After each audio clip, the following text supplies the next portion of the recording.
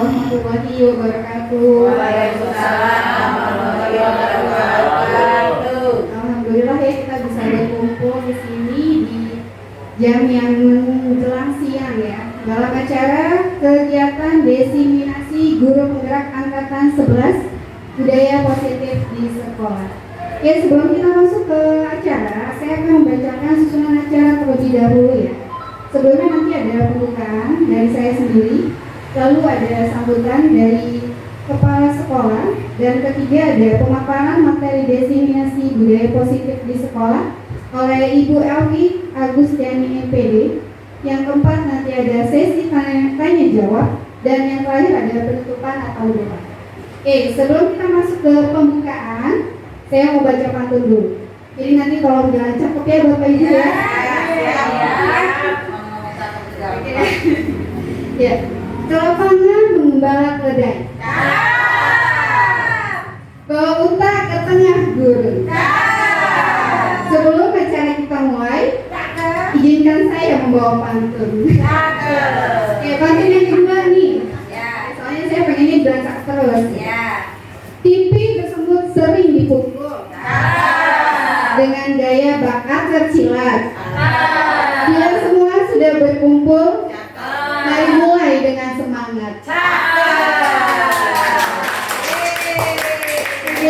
Sebelumnya saya akan membuka acara ini dengan mengucapkan basmalah. Mari kita bersama-sama mengucapkan basmalah. Bismillahirrahmanirrahim. Acara kedua, sambutan dari Bapak Kepala Sekolah oleh Bapak Mulyadi SPD. Silakan Bapak, waktu sudah tepat.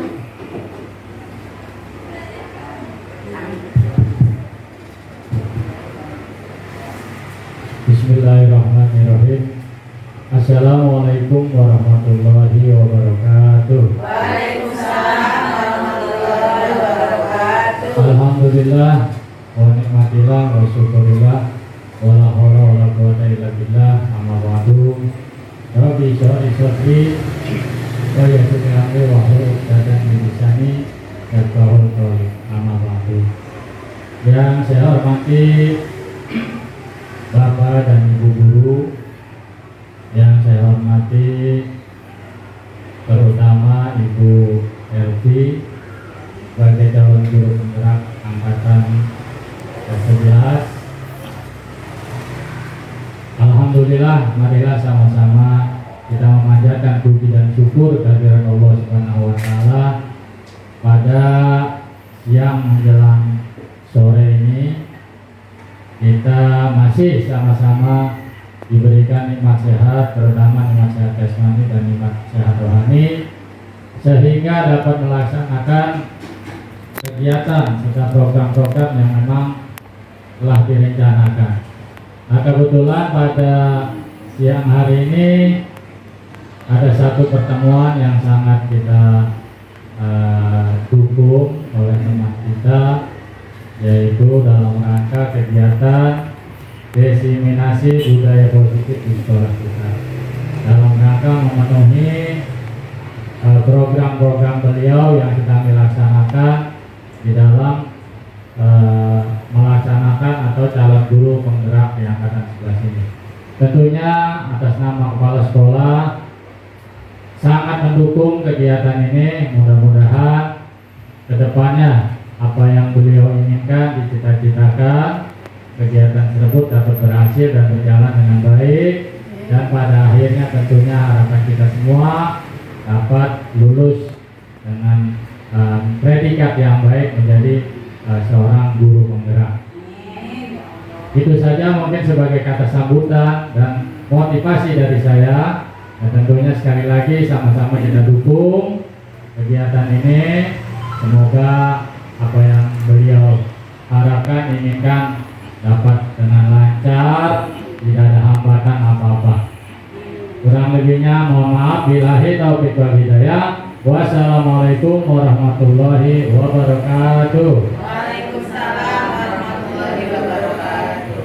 Terima kasih Pak Mulyadi atas sambutannya. Tidak perlu menunggu lama lagi ya, langsung aja ada pemaparan materi desiminasi budaya positif di sekolah oleh calon guru penggerak Bu Elvi Agustiani MPD. Dipersilahkan. Assalamualaikum warahmatullahi wabarakatuh. Waalaikumsalam warahmatullahi wabarakatuh. Terima kasih saya ucapkan kepada Bapak Ibu Guru SD Negeri Sudimara 3 yang sudah turut serta dalam kegiatan diseminasi budaya positif di sekolah untuk saya salah satu calon guru penggerak Kota Tangerang angkatan 11 dalam menyelesaikan tugas modul 1.4. Sebelum berlanjut ke materi presentasi, saya akan berpantun terlebih dahulu supaya tidak hanya Miss Nina yang dibilang cakep. Jalan-jalan ke Mangga 2, tidak lupa membeli pasta. Selamat datang rekan-rekan semua. Mari kita mulai presentasi dengan bahagia. Langsung ke materi selanjutnya. Selamat datang para guru hebat. Mari bersama-sama berkolaborasi, saling mendukung demi mewujudkan disiplin positif di sekolah kita tercinta, SD Negeri Sudimara 3 Ciledug, Kota Tangerang. Di materi kali ini saya akan menyampaikan tentang konsep utama modul budaya positif. Kita di sekolah pasti berharap kita bisa membiasakan budaya positif terhadap anak didik kita semua, dari mulai kelas 1 sampai yang kelas 6. Kita berharap setelah mereka menyelesaikan pendidikan di sekolah kita, mereka akan membawa nama baik sekolah kita dengan bersikap positif di lingkungan masyarakat. Konsep budaya positif itu sendiri yang pertama adalah perubahan paradigma belajar, yang kedua disiplin positif, yang ketiga kebutuhan dasar manusia, yang keempat motivasi perilaku manusia, yang kelima posisi kontrol restitusi, yang keenam keyakinan kelas, dan yang ketujuh segitiga restitusi. Nanti materi-materi ini akan kita coba kupas satu persatu, semoga waktu kita mencukupi. Yang pertama, pembelajaran dengan paradigma baru. Pembelajaran dengan paradigma baru dirancang berdasarkan prinsip pembelajaran yang berdiferensiasi, sehingga setiap siswa belajar sesuai dengan kebutuhan dari tahap perkembangan untuk mewujudkan profil pelajar Pancasila. Ini sesuai dengan apa yang dicanangkan oleh Mas Menteri kita, bahwa pendidikan kita sekarang adalah profil pelajar Pancasila, di mana profil ini ada 6 dimensi. Yang pertama adalah dimensinya beriman dan bertakwa. Kemudian yang kedua mandiri, terus kreatif, kemudian bergotong royong, terus berkebinekaan global, dan kreatif. Ya, bahkan mungkin anak didik kita sudah hafal ya tentang profil pelajar Pancasila, karena memang ada lagunya tentang profil pelajar Pancasila. Oke, berikutnya tentang budaya positif. Dalam budaya kita, makna kata disiplin itu dimaknai menjadi sesuatu yang dilakukan seseorang pada orang lain untuk mendapatkan kepatuhan. Kita cenderung menghubungkan kata disiplin itu dengan ketidaknyamanan. Mungkin murid-murid kita itu kalau sudah mendengar kata disiplin, mereka nyambungnya untuk dipaksa, seperti untuk dihukum. Jadi kadang mereka merasa kalau nggak disiplin nanti dihukum. Jadi ada ketidaknyamanan ketika mereka melaksanakan kata disiplin, merasa terbebani. Itu yang mungkin mulai dari sekarang kita mencoba merubah paradigma kalau disiplin itu sebenarnya tidak memaksa, tapi kita budayakan itu menjadi budaya yang positif, jadi kebiasaan. Berikutnya, sebagai pendidik, tujuan kita adalah menciptakan anak-anak yang memiliki disiplin sehingga mereka bisa berperilaku dengan mengacu pada nilai-nilai kebajikan universal dan memiliki motivasi intrinsik bukan motivasi ekstrinsik. Jadi kita berharap disiplin yang dimiliki oleh siswa-siswa kita itu berdasarkan motivasi intrinsik atau motivasi dari dalam diri mereka sendiri, bukan karena takut pada gurunya. Oh, kalau di sekolah saya harus disiplin karena nanti dihukum sama Pak Guru, sama Bu Guru. Tapi memang benar-benar niat dari peserta didik kita. Kalau mereka disiplin itu bukan untuk orang lain, tapi untuk diri sendiri. Berikutnya adalah disiplin positif, merupakan salah satu cara penerapan disiplin yang bertujuan untuk menumbuhkan kesadaran serta memberdayakan anak untuk melakukan sesuatu tanpa sogokan, ancaman maupun hukuman. Jadi kalau disiplin itu sudah menjadi budaya positif, kita tidak memaksa mereka untuk disiplin, tidak memaksa mereka dengan rayuan-rayuan akan diberi sesuatu, itu berharap disiplin itu tetap akan berjalan. Tanpa adanya embel-embel, kalau kamu mengerjakan PR, nanti dapat permen, dapat nilai bagus. Jadi tanpa ada embel-embel atau sogokan. Yang berikutnya adalah kebutuhan dasar manusia. Kita sebagai manusia memiliki 5 kebutuhan dasar, di mana kelima kebutuhan ini harus bersama-sama terpenuhi. Karena jika salah satu tidak terpenuhi, kehidupan kita akan pincang. Yang pertama adalah bertahan hidup. Kita apapun kondisinya, kita harus tetap bertahan hidup. Yang kedua adalah kasih sayang dan rasa diterima.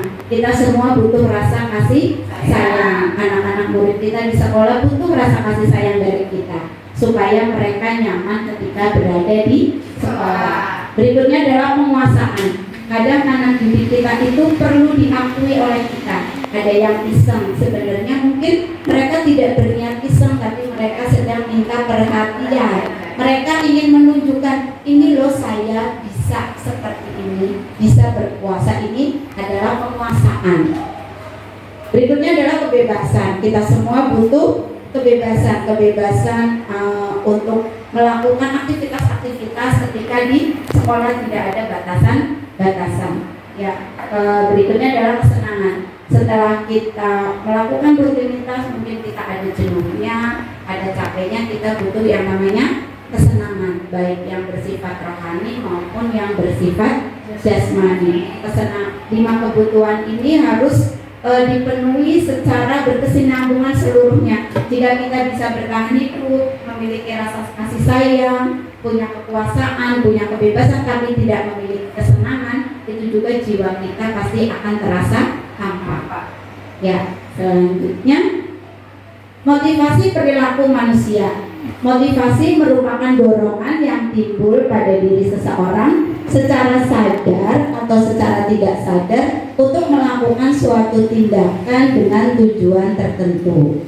Di sini motivasi dikelompokkan menjadi 3. Yang pertama, menghindari ketidaknyamanan dan hukuman. Yang kedua, mendapatkan imbalan atau penghargaan dari orang lain. Yang ketiga, menghargai nilai-nilai kebajikan diri sendiri. Jadi ketika kita melakukan sesuatu, biasanya mungkin ada yang lebih condong untuk menghindari ketidaknyamanan atau menghindari hukuman. Contoh, murid kita mengerjakan PR, dia terpaksa mengerjakan PR karena takut dihukum. Sebagian seperti itu. Bukan karena mengerjakan PR itu adalah salah satu tugas atau tanggung jawab. Tuh ya. Jadi di sini murid melakukan disiplin diri karena dia takut dihukum. Ini adalah motivasi ekstrinsik atau motivasi yang berasal dari luar. Ya, jadi bukan karena kesadaran pribadi. Yang kedua adalah mendapatkan imbalan atau penghargaan dari orang lain. Ini juga masih termasuk motivasi ekstrinsik. Jadi siswa kita misalnya mau mengerjakan PR karena kalau ngerjain PR sama bu guru nanti dikasih permen, dikasih nilai bagus. Jadi tujuan utama mengerjakan PR dia bukan karena tanggung jawab, bukan karena memenuhi kewajiban, tapi karena sesuatu, karena imbalan. Dan mungkin ini masih sering kita lakukan. Mungkin maksud kita baik supaya mereka mengerjakan, tapi ada kekurangannya, ada cara yang lebih bijak. Ya. Yang berikutnya adalah menghargai nilai-nilai kebajikan diri sendiri. Ini yang kita coba wujudkan di sekolah kita, yaitu murid melakukan disiplin karena sadar akan nilai kebajikan dari dirinya. Jadi karena mereka merasa tanggung jawab, maka mereka mengerjakan tugas. Karena mereka memang ingin pintar, ingin pandai, jadi mereka mengerjakan tugas. Oke, jadi kita berharap motivasi intrinsik ini yang kita tanamkan kepada siswa kita. Berikutnya konsep disiplin dengan identitas gagal. Di sini kita ada 4 poin yang akan kita sampaikan. Yang pertama adalah hukuman. Hukuman itu sebetulnya sifatnya menyakitkan, tidak nyaman. Murid menjadi takut, terus memaksa. Murid menyembunyikan kesalahan. Murid merasa rendah diri. Ketika kita menjatuhkan hukuman pada siswa kita, maka ini dampaknya yang mungkin akan tersimpan di benak anak didik kita. Dia menyakitkan, mungkin tidak bisa lupa. Mungkin ini pun kita alami ketika kita zaman sekolah dulu. Masih ada yang ingat, aku pernah dihukum Pak Guru, Bu Guru, misalkan suruh ngapain, itu akan membekas di diri kita seperti itu Bapak Ibu. Ya, jadi murid pun akan menyembunyikan kesalahan, dia tidak berani terus terang. Kenapa? Karena takut dihukum. Jadi lebih baik menyembunyikan kesalahan. Yang kedua adalah dengan penghargaan. Kalau penghargaan itu tidak efektif, kemudian merusak hubungan atau sikap iri, kemudian mematikan kreativitas, menghukum dengan sistem ranking dan merampas hak menghargai dirinya. Ini kalau dengan penghargaan.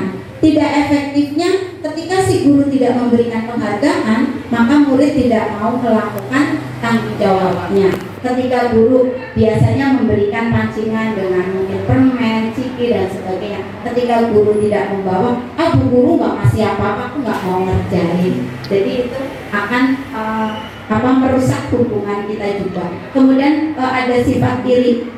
Yang dapat biasanya akan itu saja, yang lainnya yang tidak memiliki kesempatan akan iri. Yang dikasih permen cuma dia, yang dikasih makanan, yang dikasih pujian, seperti itu. Next, kita terapkan kepada siswa-siswi kita di sekolah. Yang pertama, murid bisa bertanggung jawab atas perilakunya. Jadi siswa walaupun dia berbuat salah, dia bisa memahami dan bertanggung jawab atas kesalahan yang sudah dia lakukan. Berikutnya, fokus pada pemecahan masalah jangka panjang. Dengan memiliki kesadaran, diharapkan ketika si siswa itu mendapatkan suatu kendala atau masalah, dia tidak menyembunyikan lagi, tapi dia bisa berterus terang kepada gurunya. Murid menghormati dirinya dan orang lain. Dengan memahami restitusi, diharapkan siswa itu menghormati dirinya sendiri. Kalau dia tidak akan dihukum ketika dia melaksanakan semua kewajiban dia. Berikutnya adalah teori kontrol, dirinya memegang kontrol, jadi si siswa itu memiliki peranan.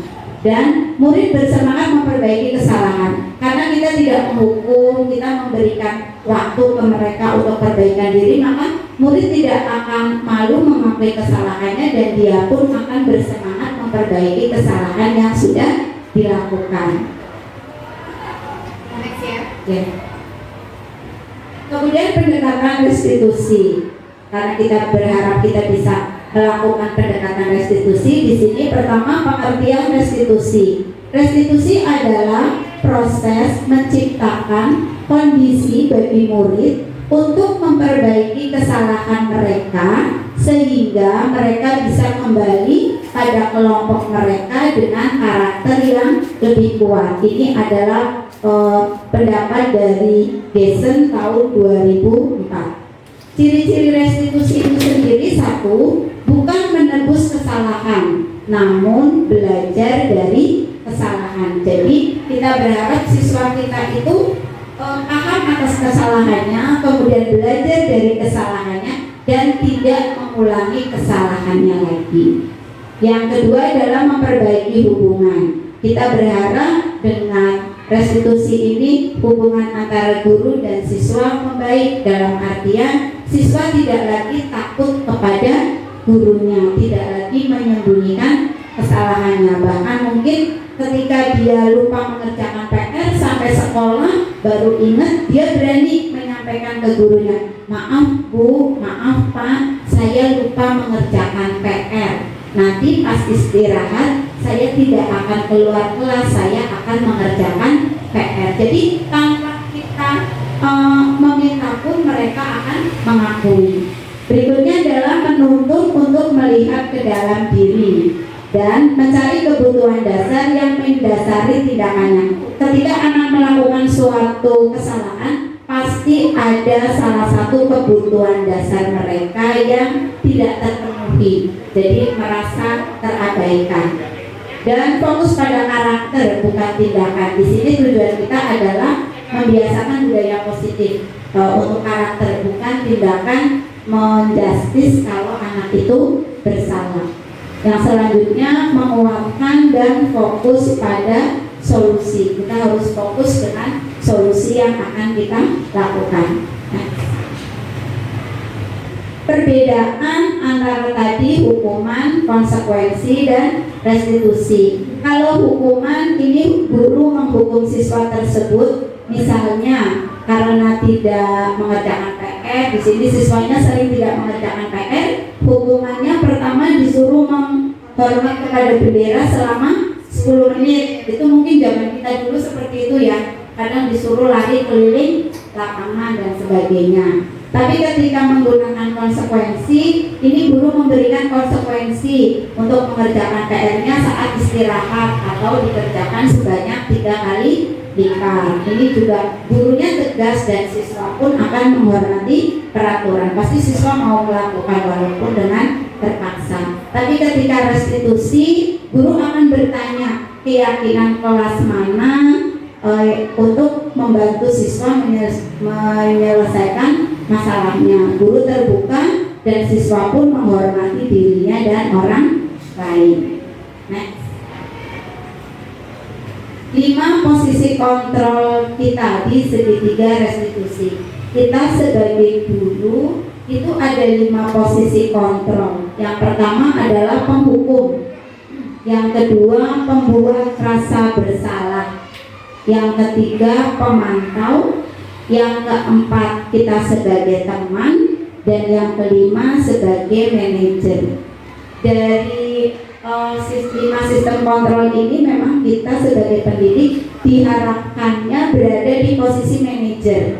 Tapi dalam kehidupan sehari-hari mungkin kita pernah di posisi sebagai penghukum. Ketika murid melakukan kesalahan, kita akan beri dia hukuman, walaupun ini sebenarnya tidak bijak gitu ya. Kemudian pembuat rasa bersalah, kita suka tanya ke murid kita, kamu gimana sih, ibu udah kasih tahu berkali-kali juga. Jadi tuh siswa jadi diam, untuk dia merasa bersalah gitu, walaupun dia tidak bisa mengungkapkan ke kita gitu. Kemudian pemantau, kalau pemantau ini kita hanya mengawasi, ingetin, kamu ya sudah sekian kali tidak mengerjakan tugas, apa itu biasanya sering tanpa sadar kita lakukan itu. Dan sebagai teman, kalau sebagai teman mungkin kesannya sambil bercanda, ayolah dikerjakan tugasnya, jangan ngobrol. Ini kadang kita lakukan ketika kita menginfal kelas lain. Ya tolong jangan ribut, tolong dikerjakan gitu ya. Ini sebagai teman.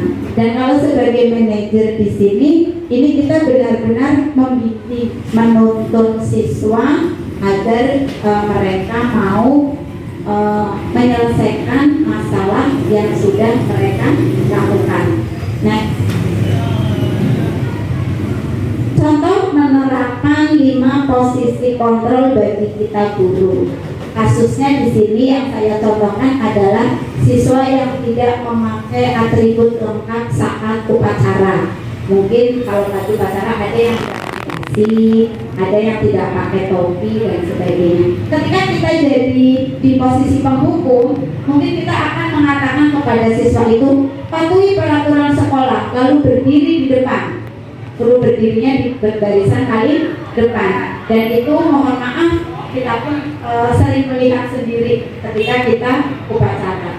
Ketika kita berada di posisi pembuat rasa bersalah, Mungkin pertanyaan atau kata-kata yang akan kita ucapkan kepada siswa adalah berapa kali Bu Guru harus memberitahu kamu, Bu Guru kecewa sama kamu.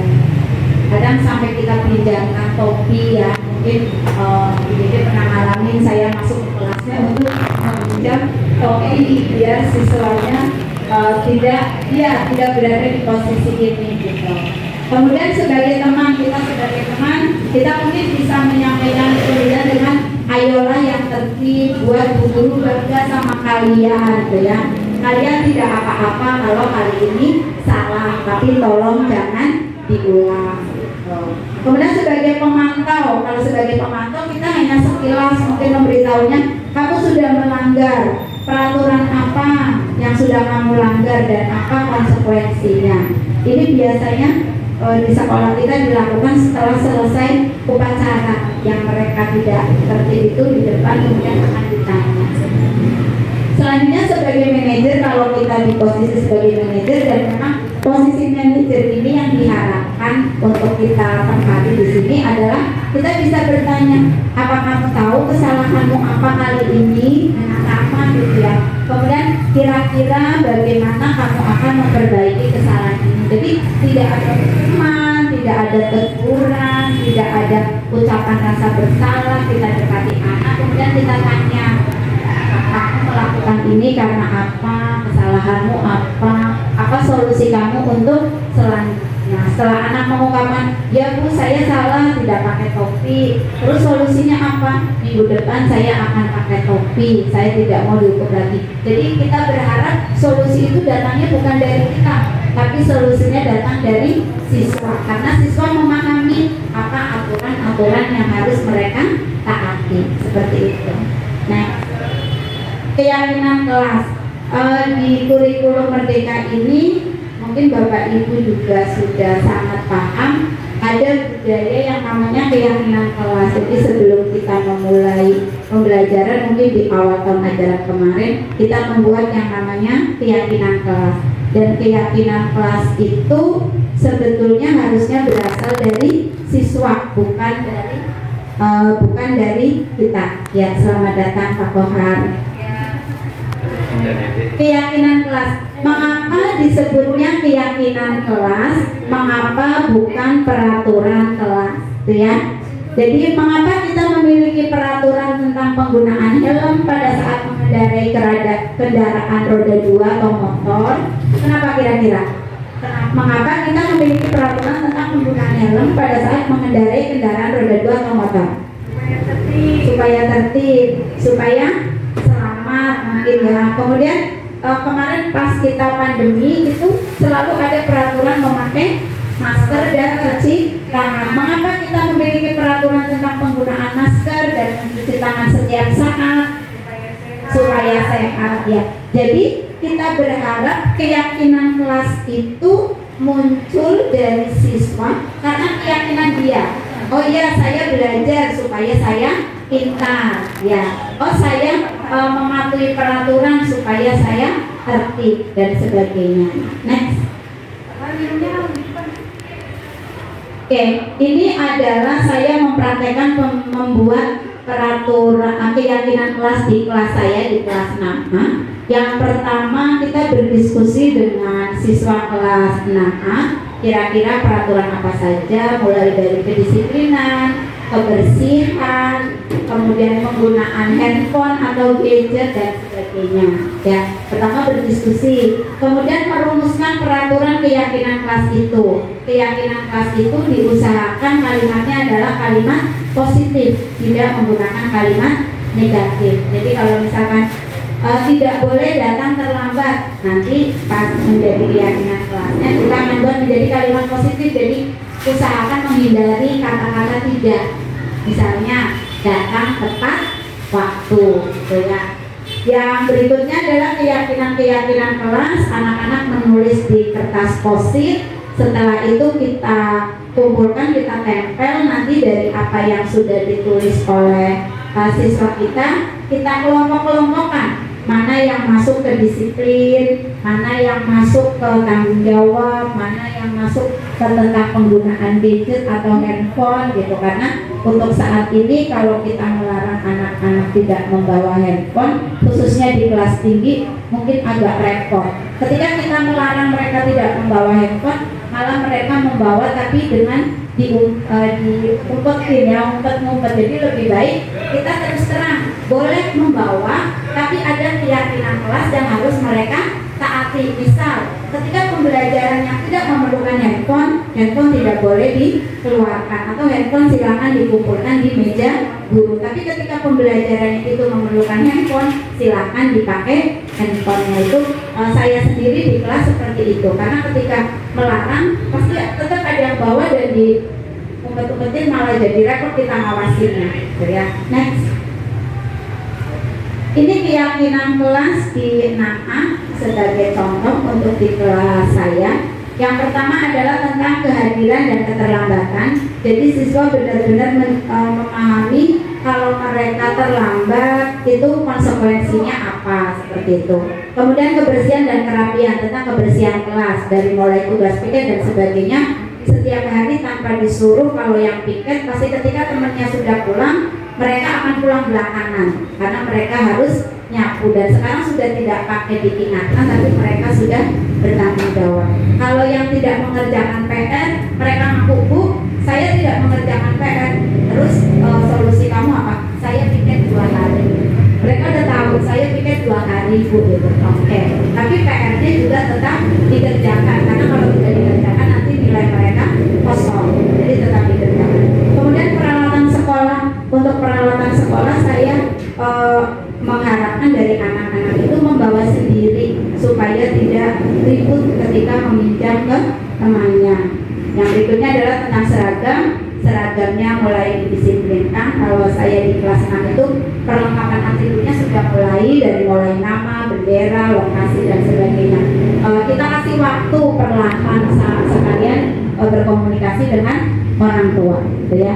Selanjutnya adalah tentang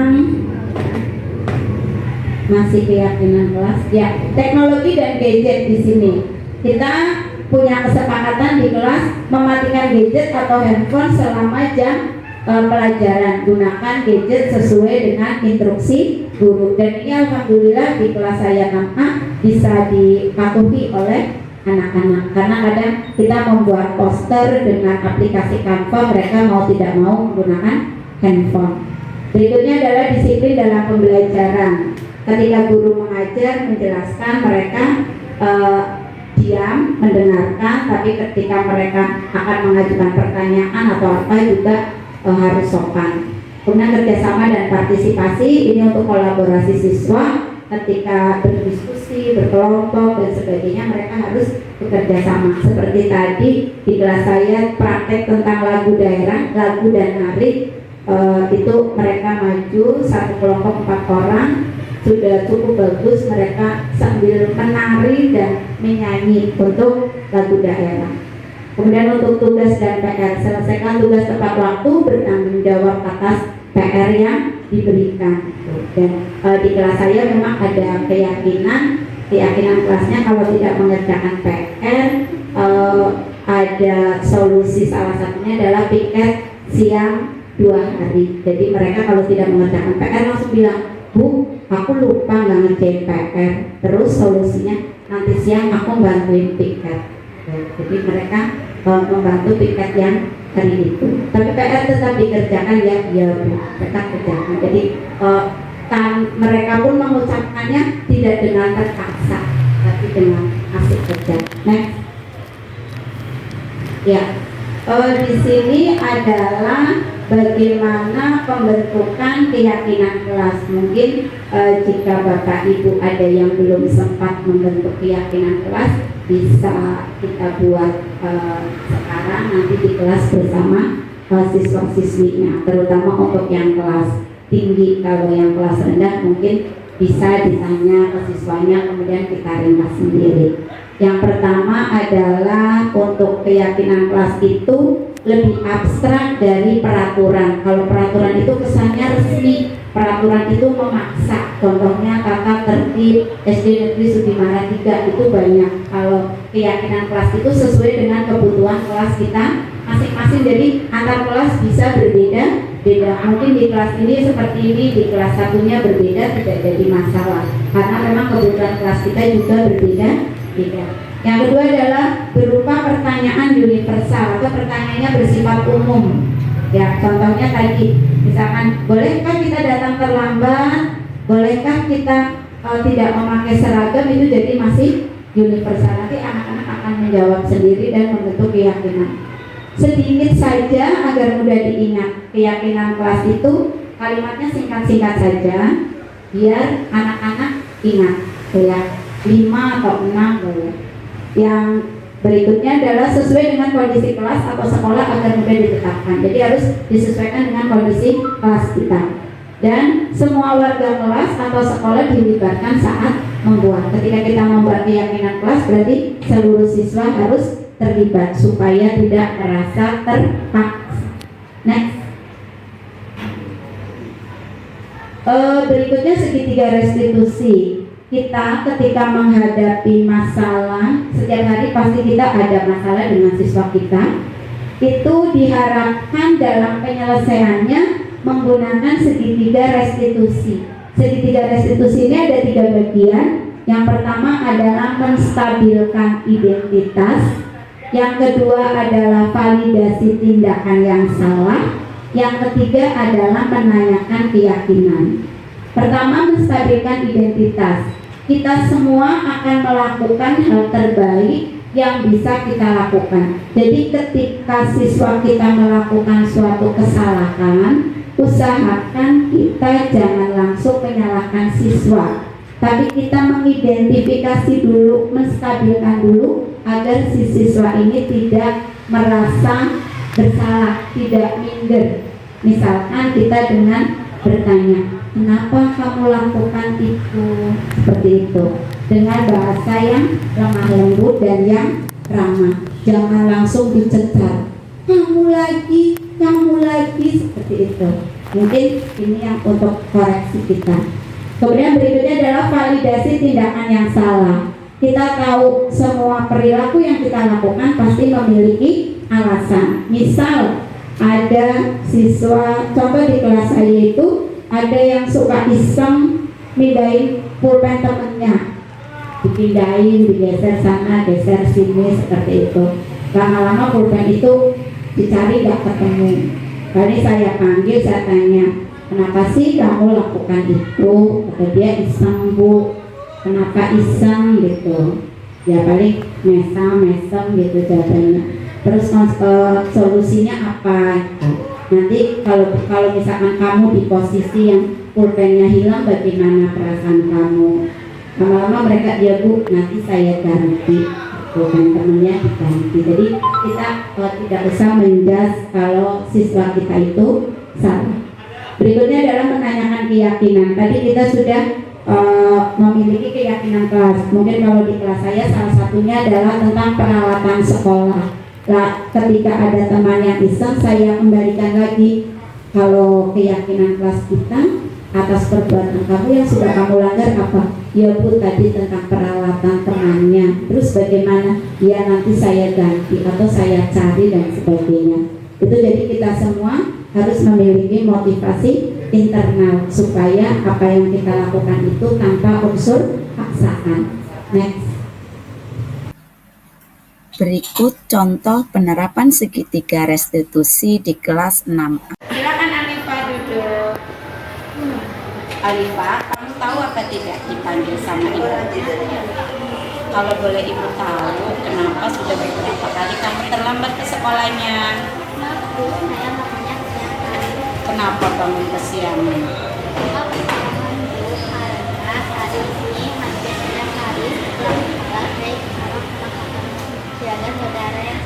Oh begitu. Tapi dalam hal ini apapun alasan kamu sudah tidak dibenarkan. Apa kamu tahu tindakan yang kamu lakukan itu sudah melanggar kesepakatan kelas kita? Tahu, saya mohon maaf. Keyakinan mana yang sudah kamu langgar? Kehadiran Allah Kalau kamu sudah tahu dan sudah paham, kira-kira apa solusi yang akan kamu lakukan? saya berjanji tidak akan mengulangi. Saya akan mengulangi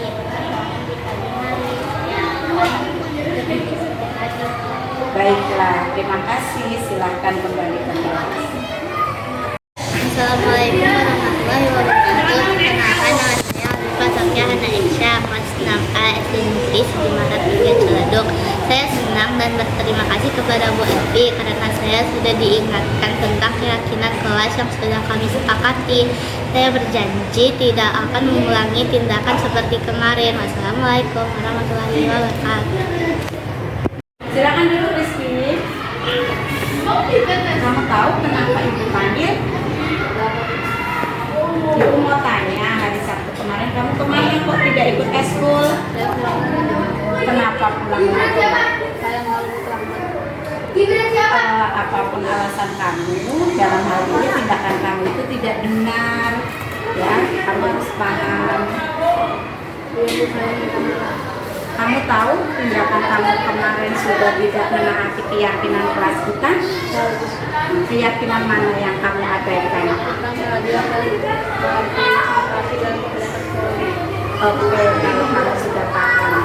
Setelah kamu paham, kira-kira tindakan apa yang ingin kamu lakukan? Baik, terima kasih Rizky. Silakan kembali ke kelas. Assalamualaikum warahmatullahi wabarakatuh. Perkenalkan, nama saya Rizky Pamungkas, kelas 6A SD Negeri Sudimarat 3 Ciledug. Saya senang dan berterima kasih kepada Bu Evi karena saya sudah diingatkan tentang keyakinan kelas yang sudah kami sepakati. Saya berjanji tidak akan mengulangi lagi tindakan seperti kemarin. Waalaikumsalam warahmatullahi wabarakatuh. Demikian contoh penerapan segitiga restitusi yang saya coba terapkan di kelas 6A. Terima kasih. Ini contoh penerapan segitiga restitusi. Sebenarnya ada videonya. Next saja. Dalam penerapan program disiplin positif, hendaknya guru memiliki standar kepribadian, profesional dan sosial yang baik, di mana guru mampu berefleksi pada posisi kontrolnya saat ini. Bagaimana perjalanan dirinya sebagai seorang among atau posisi manajer yang menuntun murid-muridnya menjadi insan yang mandiri, merdeka dan bertanggung jawab. Ya, semoga sesi pembelajaran kita hari ini membawa manfaat sehingga dapat mewujudkan pelajar berprofil Pancasila. Salam merdeka belajar. Ya. Terima kasih. Mungkin waktu saya kembalikan lagi ke moderator. Terima kasih Bu Evi atas paparannya ya. Untuk berikutnya mungkin Bapak dan Ibu ada yang mau bertanya tentang materi yang disampaikan oleh Ibu Elvi. Dipersilahkan. Bagi yang mau bertanya.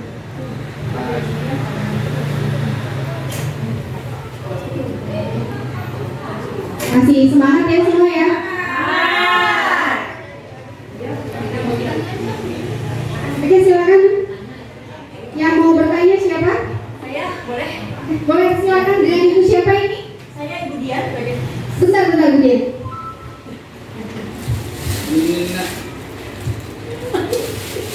Assalamualaikum warahmatullahi wabarakatuh. Waalaikumsalam. Oke, perkenalkan saya Budian, saya ngajar kelas 4.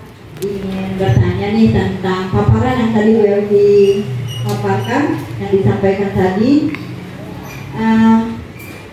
Bagaimana untuk cara cepatnya menerapkan budaya disiplin sekolah pada murid? Gitu. Itu aja. Terima kasih. Assalamualaikum warahmatullahi wabarakatuh. Ini langsung berapa pertanyaan Bu Evi? 2 ya. Ada lagi yang mau bertanya Bapak Ibu? Oke, berikutnya. Ya, silakan berdiri dulu Ibu. Dengan siapa ini? Assalamualaikum Assalamualaikum warahmatullahi wabarakatuh. Saya Ibu Yati, ngajar di kelas 1. Saya akan bertanya kepada Ibu Evi. Ada beberapa paparan yang saya belum paham. Yang akan saya tanyakan, satu, bagaimana cara yang tepat untuk menerapkan budaya disiplin di sekolah pada murid? Lalu yang kedua, bagaimana cara membudayakan hal-hal positif pada murid yang kurang mendapat perhatian dari orang tua di rumah? Nah, itu yang perlu saya tanyakan. Mudah-mudahan bisa terlaksana dengan baik. Terima kasih. Silakan dijawab, Bu Evi. Baik, terima kasih. Pertanyaan, ada dua pertanyaan. Pertanyaan pertama dari Ibu Dian, bagaimana cara yang tepat untuk menerapkan budaya disiplin di sekolah? Begitu Bu Dian ya. Kemudian pertanyaan dari Bu Yati, bagaimana cara membudayakan hal-hal positif pada murid sementara orang tuanya tidak mendukung? Ya, jadi di sekolah dipaksa untuk berbudaya positif, tapi di rumahnya tidak. Ini mungkin sering kita alami ya, mungkin bukan hanya Bu Yati yang mengalami gitu, tapi mungkin sebagian besar guru-guru kita mengalami. Saya akan mencoba menjawab pertanyaan yang dari pertanyaan Bu Dian dulu. Bagaimana cara yang tepat untuk menerapkan budaya disiplin di sekolah? Karena biar bagaimanapun sekolah itu adalah tempat untuk membentuk karakter siswa. Ya, mungkin sebagian orang tua juga sering mengatakan kalau gurunya yang ngasih tahu itu anaknya nurut, tapi kalau kita yang ngasih tahu ngeyel, katanya seperti itu ya. Dan ini mungkin kita alami juga yang kita punya anak-anak yang kebetulan gurunya, walaupun kita guru tapi kita tidak menjadi guru anak kita gitu. Jadi ketika gurunya memberitahu akan cepat. Kadang mereka langsung jawab, kata Bu Guru, kata Pak Guru, itu langsung didengarkan ya. Akan saya coba jawab. Cara yang pertama adalah kita harus memiliki aturan yang jelas, baik aturan di kelas maupun aturan di sekolah. Mungkin tadi aturan di kelas itu dengan membentuk keyakinan kelas, di mana keyakinan kelas itu kita bentuk dengan melibatkan seluruh siswa agar tidak menjadi suatu paksaan. Kemudian di sekolah ada yang namanya tata tertib sekolah. Walaupun tata tertib ini biasanya sifatnya memaksa, tapi ketika siswa kita sudah memiliki kesadaran keyakinan kelas, itu ketika menerapkan tata tertib sekolah, kemungkinan besar mereka akan lebih mudah menyesuaikan. Yang kedua adalah ada model yang berperilaku positif. Kita sebagai pendidik, sebagai bapak ibu gurunya harus memberikan juga perilaku contoh yang positif ya, dari ucapan kita, dari cara berpakaian kita, dari cara pertemanan kita dan sebagainya. Yang ketiga adalah pendekatan proaktif. Jika kita ada siswa yang mungkin agak-agak ngeyel, agak-agak kita bilang tuh memang beda dengan teman yang lain, kita harus lebih proaktif, lebih dekat dengan dia, mungkin secara individu. Saya yakin kalau kita mau berusaha terus-menerus, lama-kelamaan siswa itu juga bisa memiliki budaya positif. Berikutnya adalah penguatan positif. Minimal kita ketika murid kita melakukan sesuatu yang positif, kita bisa memberikan penguatan secara verbal. Hebat, bagus gitu ya. Itu pun murid akan senang, apalagi untuk kelas rendah, kelas 1, kelas 2. Ketika gurunya bilang hebat, anak pintar, itu nyampe rumah pasti langsung ngadu ke mamanya. Mama, kata Bu Guru, aku hebat, aku pintar, itu akan sangat membekas. Dengan begitu motivasi dia itu akan muncul gitu ya, akan timbul. Berikutnya adalah konsekuensi dalam penegasan aturan. Jadi harus ada konsekuensinya, ada solusinya. Kalau kamu melakukan ini, kesalahan ini, solusinya ini, dan mereka diharapkan akan memahami. Walaupun itu kita butuh waktu untuk membudayakan budaya positif ini kepada siswa kita. selanjutnya adalah memberikan konsekuensi yang tepat, jangan berlebihan, jangan menjadi beban terhadap si anak itu. Jangan sampai dia, aku takut kalau tidak mengerjakan PR tersuruh nulis 10 kali, tanganku sampai pegel. Akhirnya ketika dia tidak mengerjakan PR, dia nangis, padahal kita belum negur, dia udah nangis duluan, udah takut. Bahkan kadang ada yang sampai tidak mau sekolah. Ada PR, aku nggak mau sekolah, ntar aku suruh nulis 10 kali misalkan, kan repot juga kalau seperti itu. Kemudian yang terpenting adalah melibatkan orang tua, ya. Orang kita biar bagaimanapun kita di sekolah itu hanya sepersekian dari waktu kita. Paling di sekolah kelas 1 kurang lebih 3 jam, hanya 1/8 dari 24 jamnya. Jadi kebanyakan mereka berada di rumah. Jadi peran orang tua tetap utama. Itu mungkin beberapa cara yang bisa kita lakukan untuk menerapkan budaya positif siswa di sekolah. Ya. Pertanyaan bagaimana kemudian? Ya. Oke. Pertanyaan selanjutnya adalah dari Bu Yati tentang bagaimana membudayakan hal-hal positif pada murid ketika orang tuanya tidak mendukung. Ya, mungkin ini pernah dialami juga pengalaman pribadi Bu Yati, ya. Tidak didukung oleh orang tua. Mungkin yang bisa kita lakukan adalah satu, menciptakan lingkungan sekolah yang mendukung. Kalau secara umum mungkin lingkungan sekolah kita sudah sangat mendukung, ya, untuk kenyamanan siswa dalam belajar, dari fasilitas yang ada, lokasinya dan sebagainya. Berikutnya adalah bangun hubungan yang kuat, hubungan dengan siswa. Mungkin kita pendekatannya yang harus lebih halus lagi, harus lebih sabar lagi, ya. Memang kita guru memang dituntutnya untuk lebih banyak sabarnya, ya. Sabarnya harus seluas lautan katanya, tidak ada ya sedalam samudra, ya. Walaupun di sekolah ngajar kelas 1 mungkin maksimal 3 jam, tapi mungkin sabarnya harus melebihi guru SMK yang ngajar dari pagi sampai sore, ya, itu diakui gitu, ya. Kemudian adalah berikan dukungan akademis dan emosional. Kadang kita menghadapi siswa yang rada-rada, itu kadang menguji kesabaran kita juga, uji emosional kita juga. Dan di sini kita juga dituntut untuk bisa memanage emosi kita sendiri. Jangan sampai keselnya kita benar-benar tertumpahkan kepada siswa tersebut gitu, ya. Kadang kita manusia biasa, kita juga kadang lepas kontrol seperti itu, ya.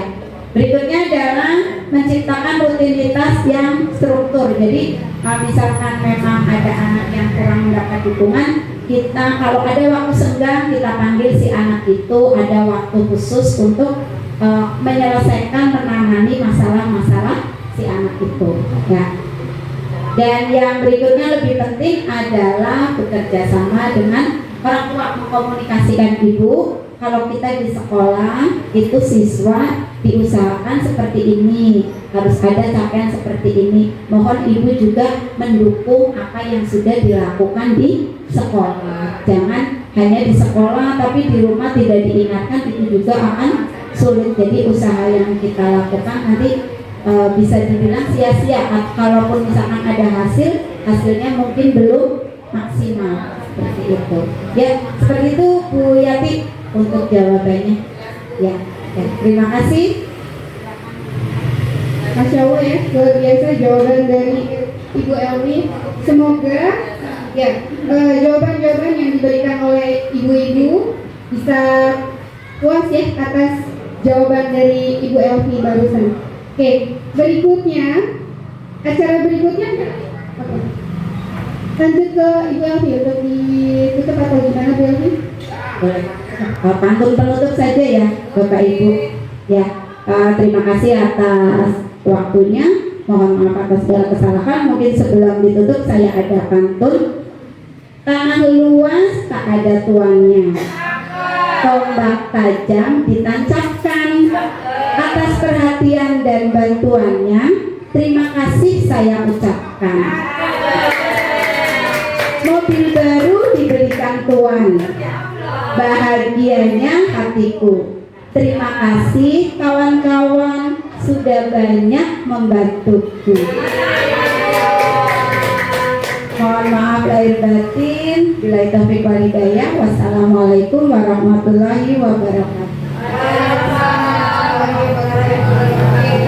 Terima kasih Bu Evi atas paparannya mengenai kegiatan desiminasi guru penggerak angkatan ke-11 tentang budaya positif di sekolah. Oke, sebelum kita akhiri kegiatan hari ini, saya juga mau pantun. Oke. Ikan hiu. Ikan pepes. Aduh, jadi pengen ini makan ya, lapar. Oke, jadi ini pantunnya saya ganti. Bunga mawar merah muda. Ada yang mekar satu. Terima kasih semuanya sudah mau meluangkan waktunya. Ya, terima kasih untuk Bapak Ibu yang sudah hadir hari ini ya. Sebelum saya tutup, mari kita mengucapkan hamdalah bersama-sama. Alhamdulillah. Lebih kurangnya saya mohon maaf apabila ada kesalahan. Wabillahi taufiq wal hidayah. Wassalamualaikum warahmatullahi wabarakatuh.